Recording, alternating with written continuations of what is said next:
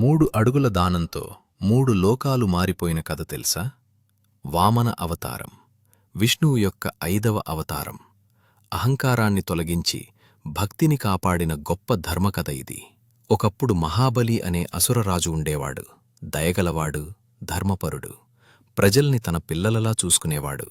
కాని అతని శక్తి పెరిగి దేవలోకానికే సవాల్గా మారింది. ఇంద్రుడి సహా దేవతలు తమ స్థానాలు కోల్పోయారు. ఆఖరికి విష్ణువుని ఆశ్రయించారు.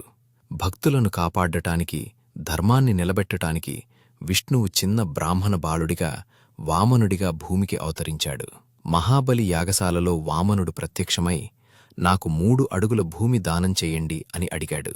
అదే క్షణం వామనుడు త్రివిక్రముడయ్యాడు. 1 అడుగుతో భూమి, 2వ అడుగుతో ఆకాశం, 3వ అడుగుకు చోటే లేకపోయింది.